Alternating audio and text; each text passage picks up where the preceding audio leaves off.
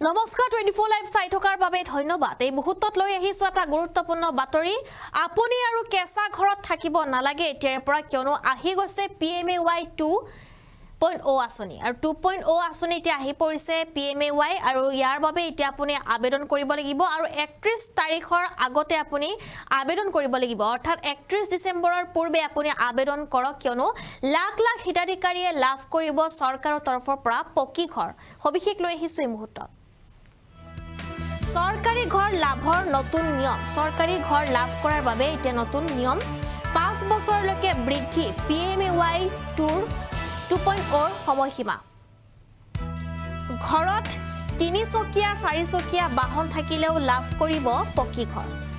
পূৰ্বে গাড়ী থকা লোকে NR নাপাইছিল PMAY ঘৰ আৰু গাড়ী থকা ঘৰত বাহন থকাৰ পাছতো যদি কেঁচা ঘৰ হয় তেন্তে লাভ কৰিব বিনামূলীয়া ঘৰ।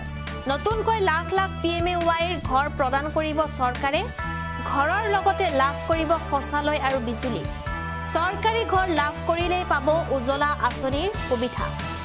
আমি জনাই আছো এই মুহূৰ্তৰ এটা বিশেষ খবৰ, ঘৰৰ লগতে লাভ কৰিব শৌচালয় আৰু বিজুলীও লাভ কৰিব, লগতে শৌচালয়ও লাভ কৰিব আৰু চৰকাৰী ঘৰ লাভ কৰিলেই পাব উজ্জ্বলা আঁচনিৰ সুবিধা। এই মুহূৰ্তত আমি জনাই আছো এটা ডাঙৰ খবৰ, কিয়নো লাখ লাখ হিতাধিকাৰীয়ে লাভ কৰিব চৰকাৰী পকী ঘৰ আৰু যিসকলে পকী ঘৰ বৰ্তমানেও লাভ কৰা নাই তেওঁলোকৰ বাবে অত্যন্ত এয়া এটা ডাঙৰ খবৰ, এটা ভাল খবৰ, কিয়নো চৰকাৰী ঘৰ লাভৰ নতুন নিয়ম 5 বছৰলৈকে বৃদ্ধি PMAY 2.0 সময়সীমা।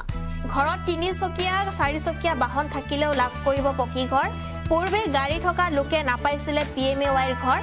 গাড়ী থকা ঘৰত বাহন থকাৰ পাছতো যদি কেঁচা ঘৰ হয় তেন্তে লাভ কৰিব বিনামূলীয়া ঘৰ। নতুনকৈ লাখ লাখ PMAY ঘৰ প্ৰদান কৰিব চৰকাৰে। ঘৰৰ লগতে লাভ কৰিব শৌচালয় আৰু বিজুলী। চৰকাৰী ঘৰ লাভ কৰিলেই পাব উজ্জ্বলা আঁচনিৰ সুবিধা। আবেদন কৰিবলৈ কি কি নথিপত্ৰ লাগিব আমি এই মুহূৰ্তত সেয়া জনাবলৈ চেষ্টা কৰিম। ৰেচন কাৰ্ড, পান কাৰ্ড, আধাৰ কাৰ্ড, ভোটাৰ কাৰ্ড, জাতিগত প্ৰমাণপত্ৰ নথিপত্ৰ, লগতে আয়ৰ প্ৰমাণপত্ৰ প্ৰতিলিপি লাগিব। Bank account number, active mobile number, passport আকাৰৰ ফটো লাগিব। আবেদনকাৰী ভাৰতীয় নাগৰিক হ'ব লাগিব।